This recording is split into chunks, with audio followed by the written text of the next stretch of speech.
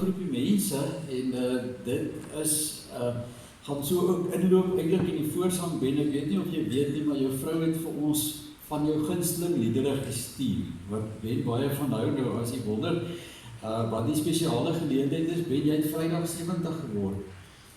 Die jong, hulle sê mos dis die nuwe 50, deesdae. Hoop dit is so. Maar baie geluk ook, en dis lekker om die familie hier te hê. Hulle het, Dian het laasweek vir my gesê, hulle gaan al van Vrydag af kry. So ek hoop dit was werklik so, maar baie dankie ook geliefdes, so die liedere wat ons sing, weet jy ook dan, en Ben, hulle is baie van hulle is ook my gunstelinge. Ons gaan begin met, dis 'n gemeente sangbundel lied. Ek noem hom die Alfa en Omega, die blinkmôre ster, die skone roos van Saron, hierdie Jesus van Golgotha. Jy gaan agterkom in hierdie lied, handel dit oor die verskillende name wat die Here dra, almal name wat uit die woord van die Here kom. So kom ons loof die naam van die Here, ons aanbid ook die Here met die sin van die 3 verse van hierdie lied.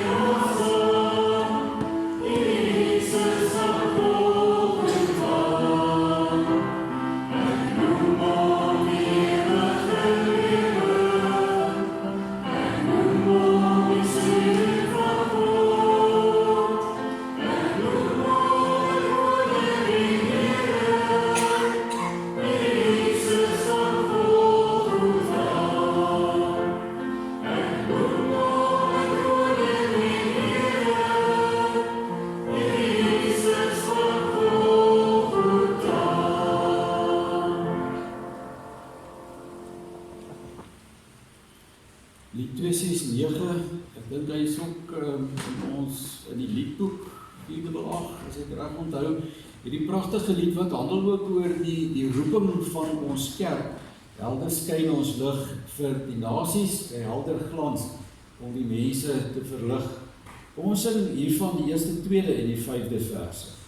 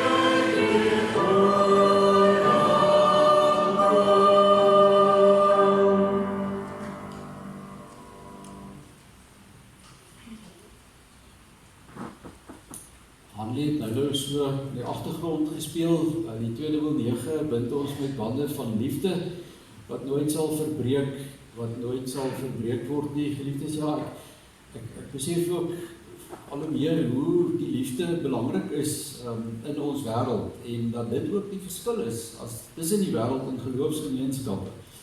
dat mense werklik ook deur liefde vir mekaar gedra word en deur daardie liefde mekaar ondersteun, waarvan ons so baie mooi getuienis ook gehad het die afgelope tyd hier in ons gemeente. So kom ons sing dit ook met die nodige oortuiging, al drie die versies van hierdie lied 299.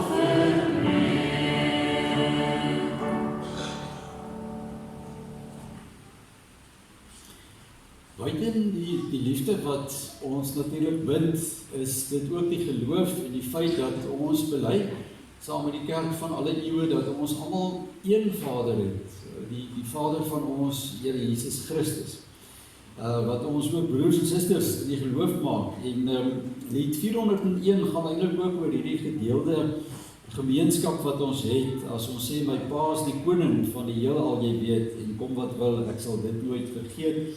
En dan ook die herinnering, die feit dat ons koningskinders is, maak van ons prinse en prinsesse.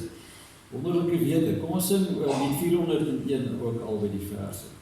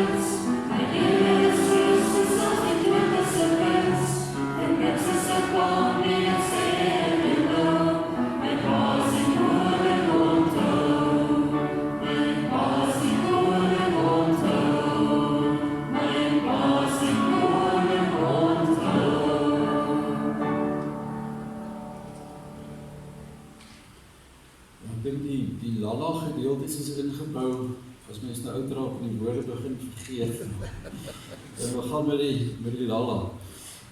Lied 36, baie, dis 'n aangrypende lied, genade, onbeskryflik groot, eintlik op die hart maar van ons, as gelowiges, kom ons in hiervan die eerste, tweede, vierde en die laaste verse.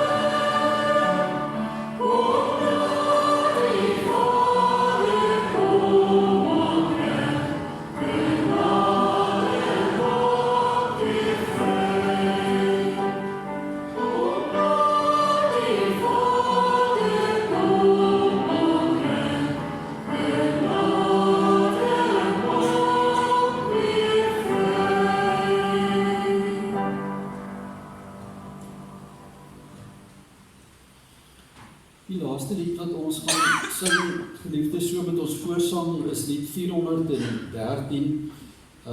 Ek dink ons almal ken hierdie baie mooi lied wat geskryf is deur Wynand du Plessis, wat werklik 'n wonderlike digter was en wat baie goed so raak kon saamvat.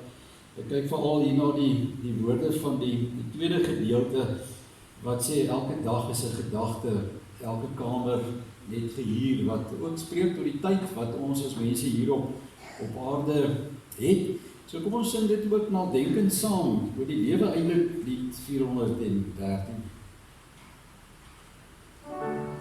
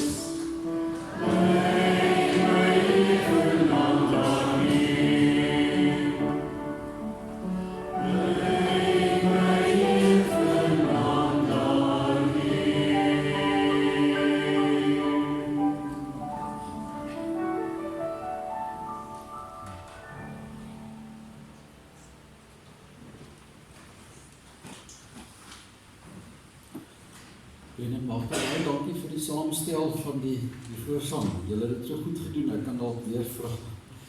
Baie dankie, dit is regtig baie betekenisvol, geliefdes, as jy bietjie later by ons aangesluit het vanoggend. Baie hartlik welkom in die huis van die Here. Hier by ons, as daar besoekers is by oggend, wat dan natuurlik is ook, by die familie en vriende van Bennele wat hier kuier, baie hartlik welkom aan elkeen van julle. As daar dalk nuwe intrekkers is, vra ons vriendelik dat u dalk net 'n blaadjie vir ons sal invul. Daar's ook 'n nuwe intrekkervormpies in die voorportale, dat die dominee net ook met u kan kontak maak en by u kan uitkom. En so van die dominee gepraat, ek maak dan verskoning vir dominee Liesbeth vanoggend. Sy is by die belydenisklasse. Ons het nou 'n gekombineerde klas hierdie jaar van Cedar Park in ons eie gemeente. Hulle is saam met die jeugleiers uit Hakbos Laagte toe vir so 'n bietjie ken mekaar en so meer. So dis hoekom u haar nie sien vanoggend nie.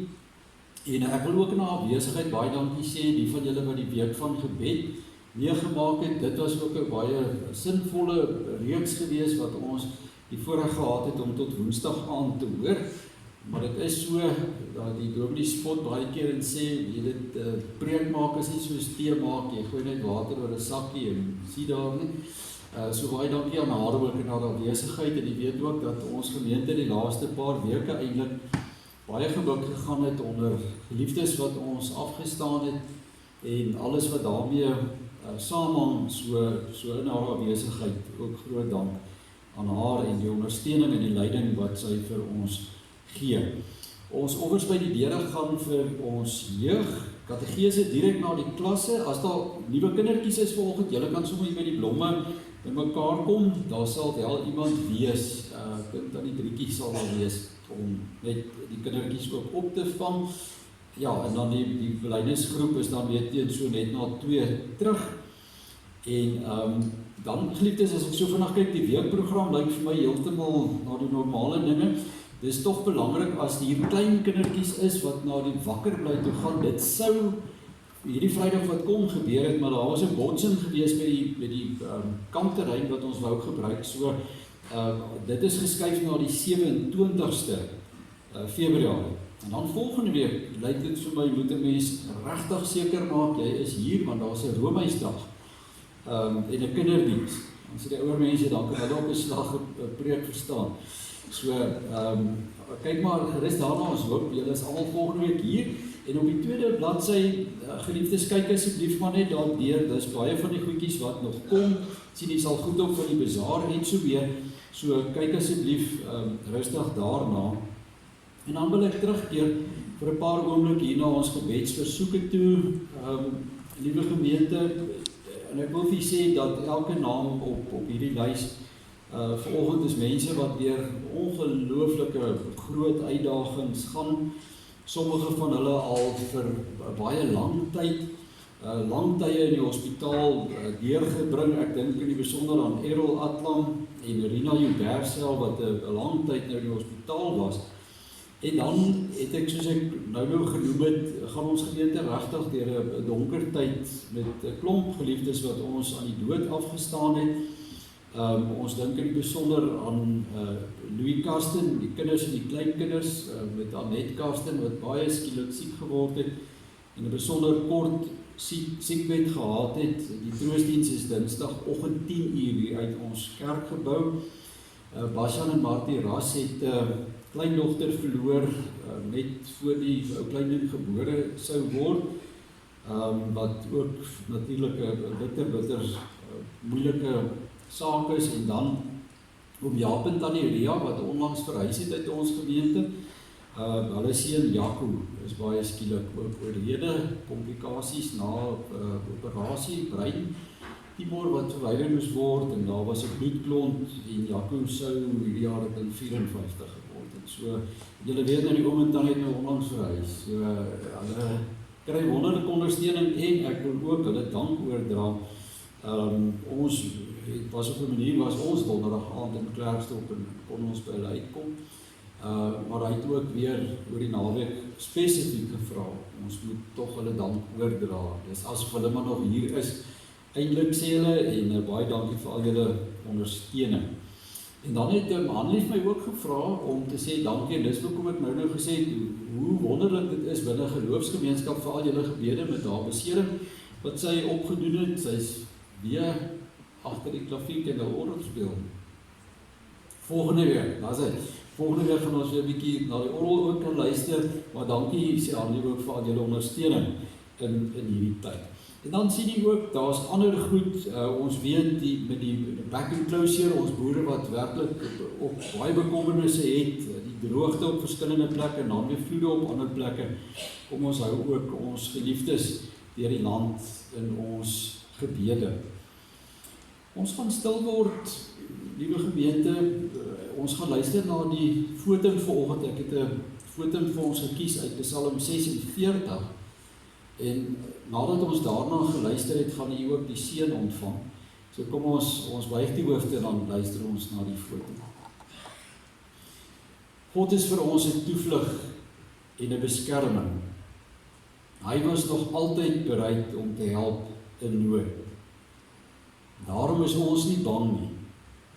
Al gee die aarde pad, al skuif die berge tot in die dieptes van die see, al druis en skuim die waters van die see, al skud die berge deur sy onstuimigheid. Die Here die Almagtige is by ons. Die God van Jakob is vir ons 'n beskutting. Amen. Liefdes, mag daar vanoggend vir elkeen van julle genade, vrede en barmhartigheid wees, en dit kom van God ons Vader, die Seun Jesus Christus, en ook deur die troostvolle en die kragvolle werk van die Heilige Gees. Die Here seën ons, geliefdes, en daarom gaan ons om antwoord, verstaan is in lied 175, dis die baie mooi koningslied in ons liedboek Majesteit, glansryke heerlikheid. Ons wil Jesus die koning hulde bewys. Kom ons staan dan, eer ons die Here met die sing van hierdie lied, daarna kan jy weer die plekke inneem.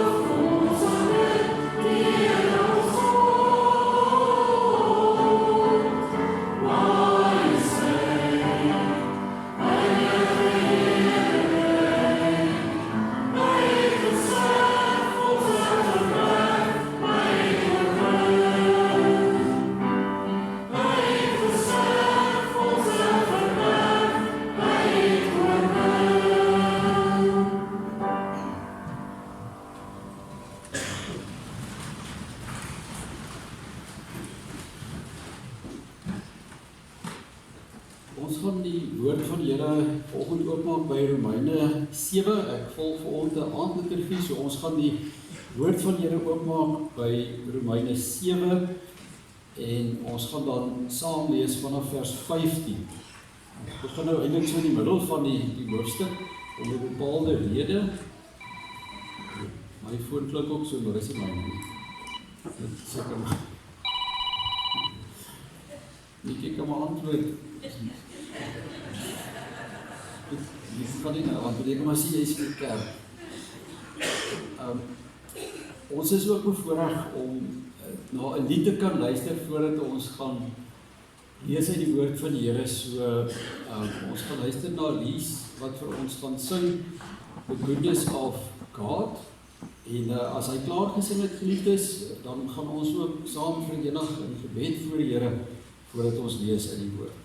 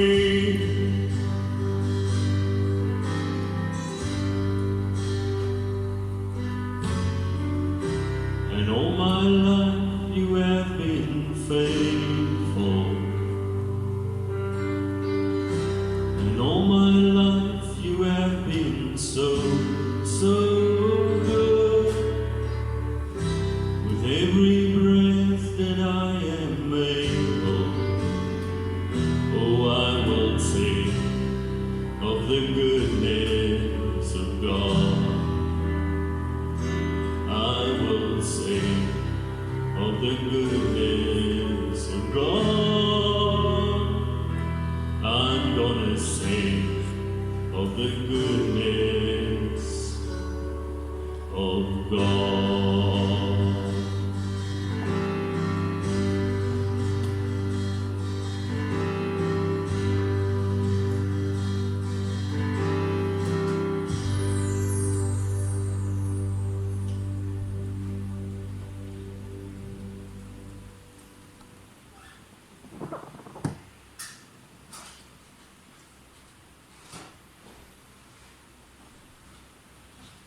Trouwe Here, terwyl ons geluister het na hierdie lied wat handel oor die goedheid, is ek seker dat elkeen van ons ook aan soveel tye, geleenthede, plekke kan dink en onthou het waar die goedheid ons gered het, ons gedra het. Here, dankie dat ons juis as deel van die goedheid, die gasvryheid, vanoggend hier kan wees in u huis. Dankie Here dat u woning vir ons 'n toevlug is uit die lewe self. Dat ons hier iets van God se teenwoordigheid kan ervaar. Wanneer ons as gewone mense bymekaar is, maar mense wat glo en mense wat bely dat Jesus hulle koning is. En dankie Here vir die voorreg wat u ook vir ons gee om met ons te praat deur u woord. Dankie dat ons kan bely en glo dat u daar is waar mense in u naam is, maar dat u juis ook daar is waar u woord oordink word. Dankie vir die belofte van die Heilige Gees, wat die woord aan ons harte kom oopmaak, dit verstaanbaar maak. En vanoggend wil ek alles vra, Here, dat u Gees die woord nie net verstaanbaar sal maak nie, maar dat dit werklik 'n verskil sal maak. As mense u vat op u woord, en u woord gaan lewe, in ons lewens elke dag, wat so baie dinge insluit, so baie uitdagings, so baie hartseer, so baie aanpassings, maar ook vreugdes. Here, ja, seën ons as ons nou gaan lees, en wil u ook ons seën in hierdie oomblikke waar ons u woord saam gaan oordink. U hoor ons gebed, wanneer ons eintlik maar bid, soos kindertjies wat afhanklik is van 'n ouer, of soos die woord sê, soos die oë van 'n slaaf gerig is op die hand van sy eienaar, is ons oë werklik op u gerig vir die res van hierdie erediens. Dankie dat ons dit mag vra in u kosbare naam. Amen. Romeine 7, ons gaan lees hier vanaf vers 15. Dit is 'n baie bekende diskurs van die apostel Paulus, as hy sê, ek begryp self nie wat ek doen nie, want wat ek wil doen, dit doen ek nie, maar wat ek haat, juis, dit doen ek. Dat ek nie wil doen wat ek doen nie, beteken dat ek toegee dat die wet goed is. Maar nou is dit nie meer ek wat dit doen nie, maar die sonde wat in my woon.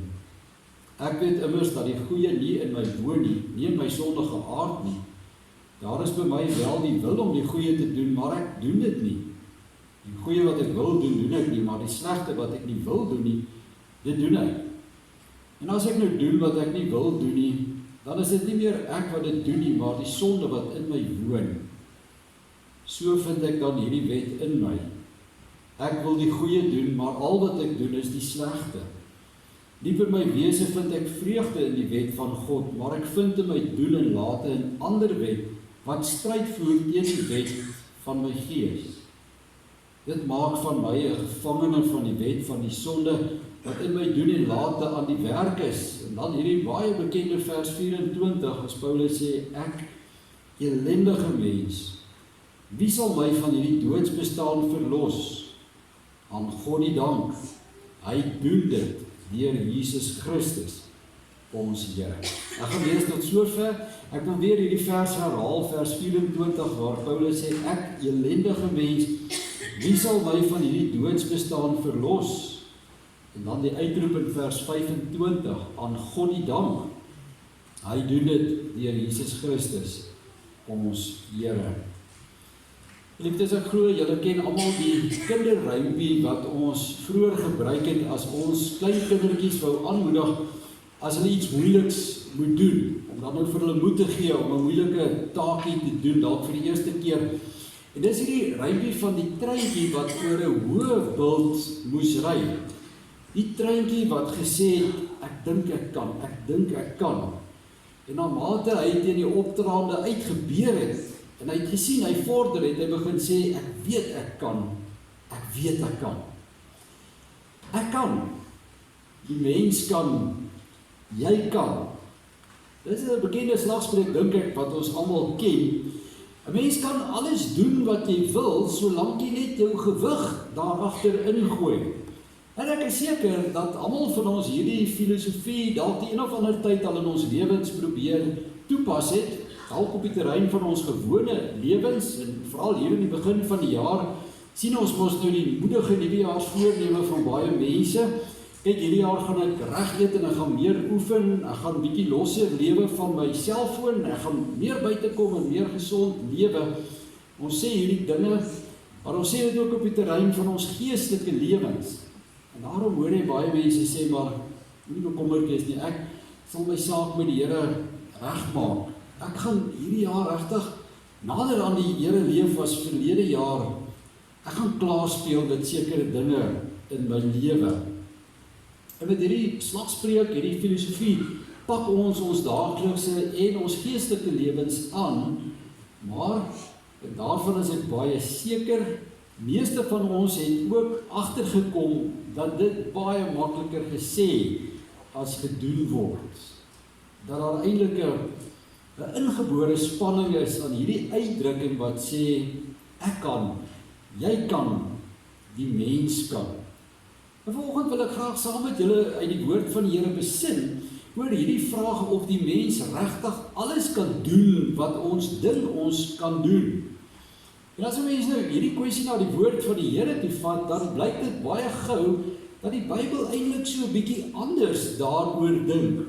En dat die Bybel eintlik ons vermoëns as mense op 'n gekwalifiseerde wyse takseer. En dit beteken glad nie vanoggend dat ons nou hier in die kerk gaan wees en dat die Here eintlik vir ons gesê, maar julle is eintlik nie so wonderlik as wat julle dink nie. Die Bybel onderwaardeer die mens glad nie. Dit slaan ons nie laer aan as wat die Here sê ons is nie, want op baie plekke sien ons mos nou juis hoe hoog die woord van die Here die mens aanslaan. Genesis 1 vers 27, baie bekend, dat ons na die beeld van God geskape is. Die bekende Psalm 8 vers 5, U het hom net 'n bietjie minder as 'n hemelse wese gemaak, die mens nou, en hom met aansien en eer gekroon. En tog blyk dit nog steeds, dat daar so 'n tipe van 'n basiese fout is aan die aanname, dat 'n mens alles kan. Want so 'n aanname, my geliefdes, hou eintlik nie rekening met 'n baie belangrike ding nie. En dit is met ons menslikheid nie. Aangesien ons as kinders van die Here mense vanoggend inherent nie so geskape is, dat ons kan sê, ons kan alles nie.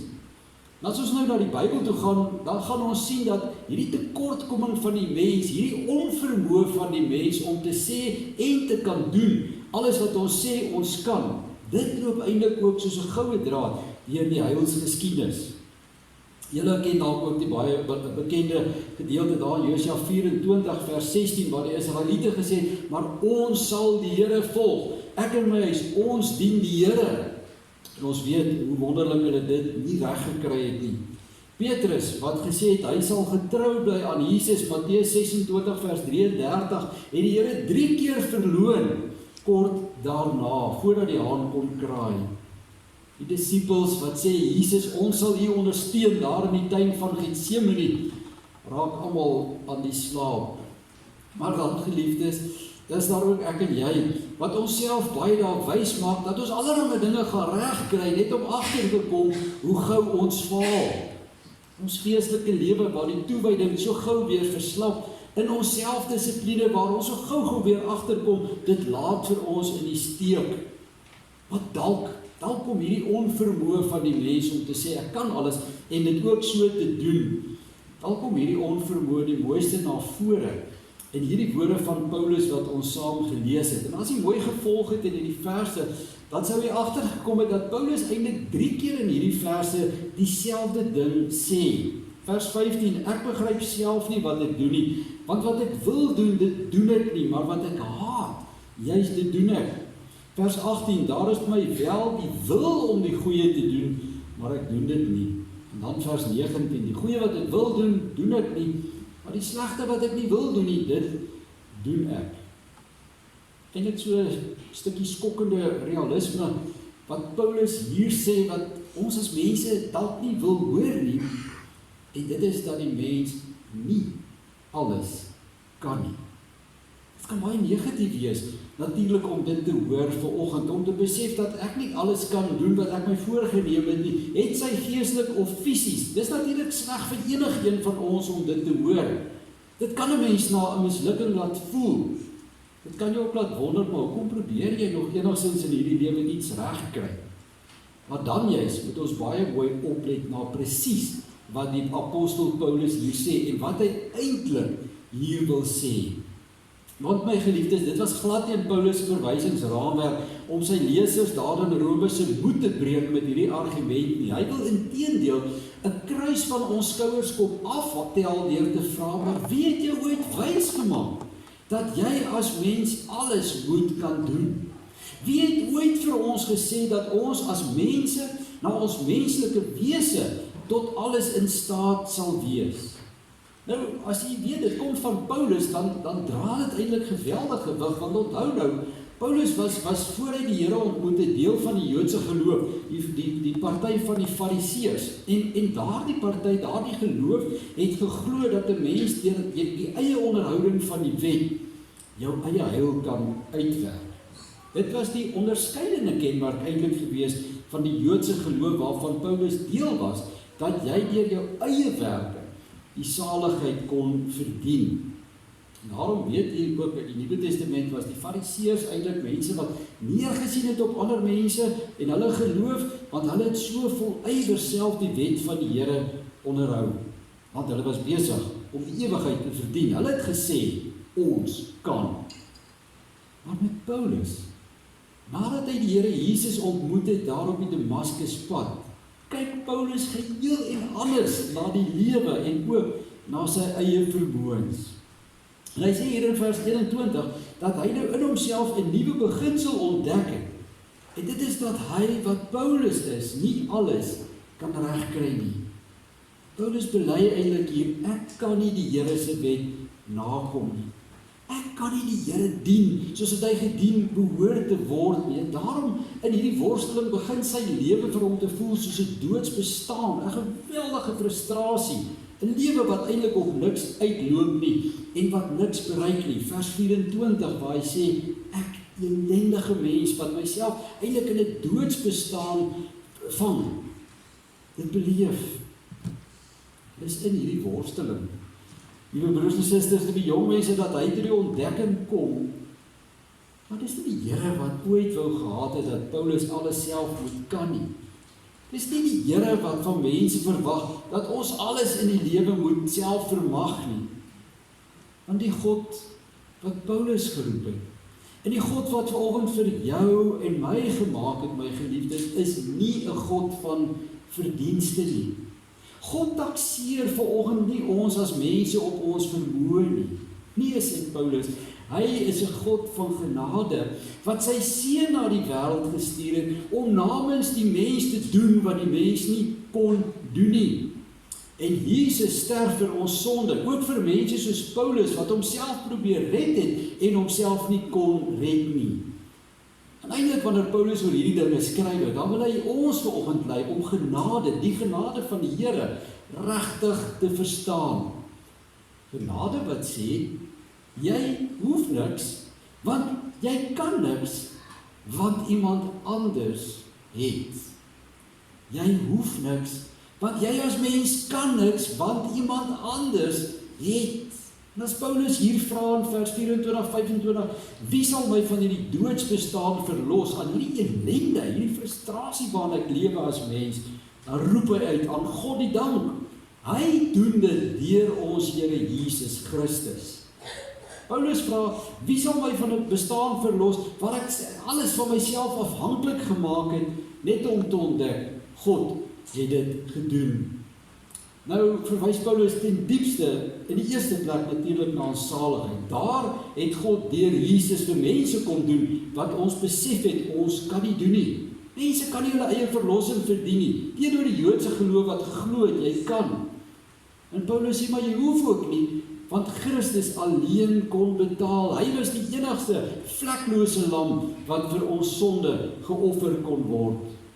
Die volmaakte lam, sê die woord, wat in ons plek kom staan het. Johannes skryf dit so mooi in Openbaring 5 vers 9, as hy sê, maar Jesus alleen is waardig om die boek te neem, die seels daarvan oop te maak, omdat u geslag is met u bloed, mense vir God losgekoop het uit elke stam, volk, taal en nasies. Hy wil jou bemoedig. Hy wil vir elkeen van ons vanoggend bemoedig. As jy so 'n bietjie moedeloos met jouself geword het in jou geestelike lewe. Ons wat elke dag tog so probeer om goeie Christene te wees, net om uit te vind, ek kan nie. Los dit, sê Paulus, hou vas aan Christus, want in Christus en deur die geloof is jy volmaak. Deur in God te glo is jy alles wat God wil hê jy moet wees. Deur sy wil te soek, word jy elke dag minder van jouself, meer en meer die beeld van Christus gelykvormig. Hoor dit, maar Paulus sê dit, verwys ook na die lewe. Ons gewone lewens, as ons vanoggend weer hier uitgaan by die kerk, môre weer terug gaan kantoor toe, na die skool, universiteit, waar ook al ons lewens leef.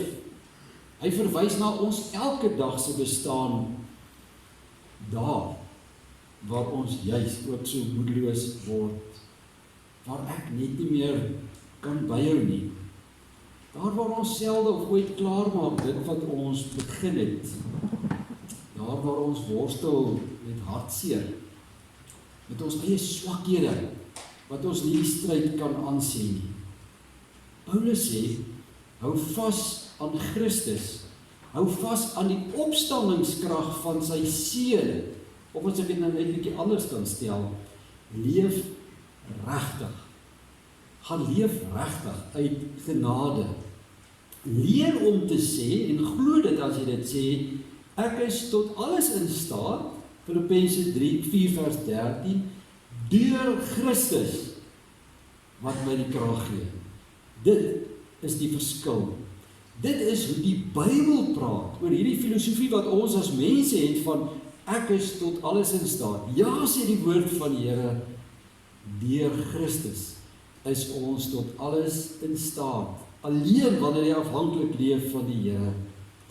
En dis ook wat ek heel aan die begin gesê, die Bybel praat oor hierdie hele beginsel op 'n gekwalifiseerde wyse. Die Bybel praat oor dit wat ek en jy kan doen in ons verhouding met God, in ons verhouding met hierdie wêreld op 'n gekwalifiseerde wyse. Ja, jy kan. Ons kan. Alleenlik deur Christus wat ons die krag gee. Dit bevry ons vanoggend van onsself, van die feit dat ons dink ons kan, en baie keer waar ons van onsself verwag dat ons alles moet kan. Die Bybel wil in werklikheid 'n las van ons skouers kom haal. Ons wat dalk ook soos daai treintjie leef wat sê ek dink ek kan, net om uit te vind, nee, ek het dit weer eens nie reg gekry nie. Gaan leef. Sê die woord volgens vir jou en my uit Jesus se genade. Hou vas, werklik vas aan die oorwinning wat hy behaal het vir eendag, die saligheid, maar ook vir die hier en nou. Prakties beteken dit, kyk 'n slaggie nie na jouself, kyk nie na God, kyk nie na sy genade, en vestig jouself elke oomblik in sy mag. Ek wil afsluit met 'n kort verhaaltjie wat ek dink dalk die boodskap op 'n mooi manier saamvat. Dit word vertel dat daar iewers in 'n Europese winter 'n jagter was wat die spoor van 'n takbok deur die woud gevat het. En hierdie pragtige dier het net buite bereik van die jagter gebly. En hy het tot baie diep in die woud hierdie bok gevolg. Maar weens die swaar sneeu wat dit al hoe moeiliker geraak, en toe kom hy by die riviere wat in daardie woud ook oor ys was. En nou was die jagter in 'n moeilike situasie, want dit was baie moeilik vir hom om te bepaal hoe die bok aan die ander kant gekom het en of hierdie ys waar hy wou loop hard genoeg geys was om nie te breek nie. Want as dit sou breek, was sy lewe in gevaar. En hy begin toe baie stadig, hande 4 voet, die rivier oorsteek. Hy het afgesak tot op sy knieë en treukie vir treukie begin oorkruip en met elke skuifbeweging was hy so bang dat die ys breek en dat dit sy dood sou beteken. En soos julle kan verstaan, toe hy aan die ander kant kom, het hy met 'n bonsende hart en hy het asem, eers 'n rukkie teen 'n boom gestaan om net weer tot verhaal te kom.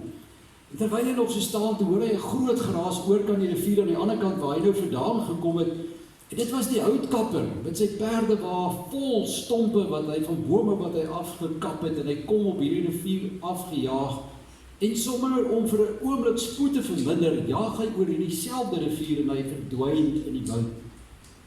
Die jagter het hom verdwaas agterna gekyk en by homself gedink, maar hier het ek nou gesukkel vir hoe lank om veilig oor die ys te kom, en hier kom 'n houtkapper met 'n swaar gewaaide waan, hy jaag oor.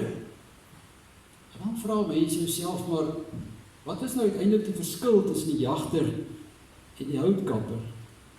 Wat is dit wat gemaak het dat albei van hulle die ander kant van die rivier bereik het? Die antwoord is in die dikte van die ys. En die krag, die dra-vermoë wat die ys gehad het om albei hierdie mense aan die ander kant te kry. En ek dink geliefdes, dit is wat Paulus vir ons vanoggend wil leer in hierdie gedeelte. Dit is nie deur eie mag, eie pogings dat ons alles kan doen in die lewe nie. Dat ons kan bereik wie ons moet wees in Christus en wie ons in hierdie wêreld kan wees nie. Dis deur die krag van ons Here Jesus. Mag jy 'n geloofstap neem volgende besluit om werklik so te gaan leef op elke terrein van jou lewe. Kom ons sit so dan bid ons saam. Dierbare Here, ja, ons is baie keer soos die ou treintjie wat gesê het, ek dink ek kan.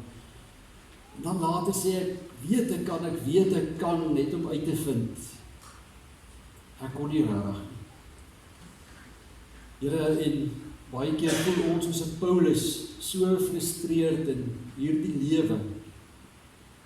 Dat niks van die dinge wat ons van onsself verwag, of baie min daarvan ooit slaag. Help ons om te verstaan, Here, dit wat die woord bedoel, as dit sê, ek is tot alles in staat, alleenlik deur die krag wat Jesus Christus gee. Ons verstaan nou, Here, dat ons onsself nie kan red nie. Dis dalk eintlik die maklike in hierdie gedeelte wat ons gedeel het vanoggend. Alleen Christus kon. Maar help ons, Here, om hier op aarde ook so uit U hand te leef vir dit wat ons hier nodig het. Om die smart te oorkom waarmee ons worstel. Die vrae, Here, wat ons elke dag hinder. Die onvermoë om te kan hou by dit wat ons voorgeneem het. Ja, daar is ook baie terreine waar dit alleen U is. Eintlik elke terrein waar dit alleen U is, wat ons kan help om dit te bereik wat ons graag wil en dit wat U wil hê ons moet.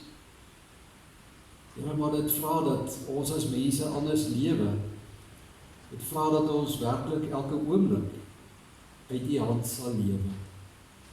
Mag ons dus, Here, opnuut bid. Mag ons opnuut na U kyk. Fokus op dit wat U kan. Mag ons vashou aan die opstandingskrag van Christus Jesus binne in ons. Here, ek wil bid vanoggend vir ons geloofsgemeenskap. Ek wil so graag bid, Here, vir elkeen wat in hierdie tyd soveel smart beleef. Wie se lewe en se wêrelde soos hulle dit geken het tot nou toe radikaal verander het. Here, ook vir elkeen wat vanoggend hier by ons sit in ons erediens, hulle wat in die week wat verby is, geliefdes moes begrawe. Hulle wat in die week wat kom, by oopgrafte sal staan. Ons bid, Here, vanoggend in die besonder vir ons boere wat worstel met die natuur, siektes in hulle kuddes. Ek bid, Here, vir ons landbougemeenskap reg oor die land. Ja, Here, dat U asseblief uitkoms sal gee, maar bo alles vrede deur geloof in die harte van mense wat vashou aan God. Ons bid, Here, vir die week wat voor ons lê. Ons weet van almal en alles wat aan die gang is. Here, ja, seën ons, gee vir ons die nodige krag en genade om hierdie lewe nie net te leef nie, maar dat ons werklik sin daarin sal vind en vreugde, omdat U die verskil in ons lewens is. Dankie, Here, ook vir die familie wat vanoggend hier saam met ons is, waar daar ook 'n groot mylpaal in hulle lewens gevier word die naweek. Here, dankie vir soveel ander vreugdes wat elkeen van ons beleef en ervaar. Ons prys U ook daarvoor, Here. Ons maak U naam groot en ons loof U in die naam van Christus Jesus, ons Here. Amen. Daar is geleentheid om die Here te vereer met 'n offergawe.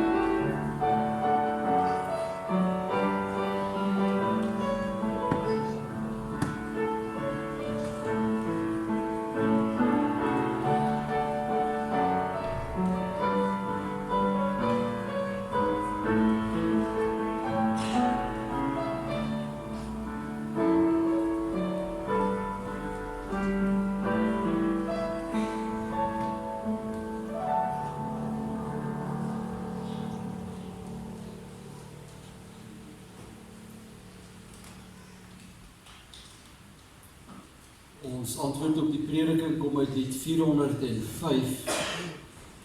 Ons gaan daarvan sing die eerste en die derde verse. Ons is gewone mense, Here, kleipotte wat kan breek.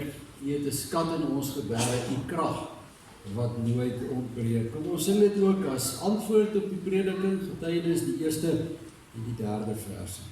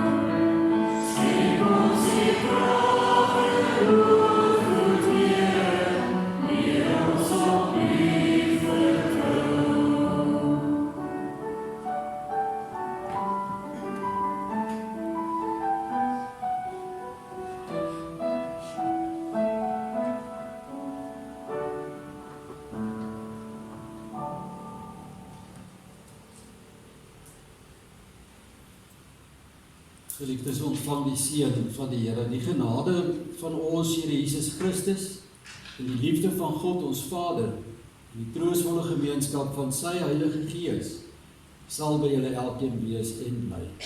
Amen.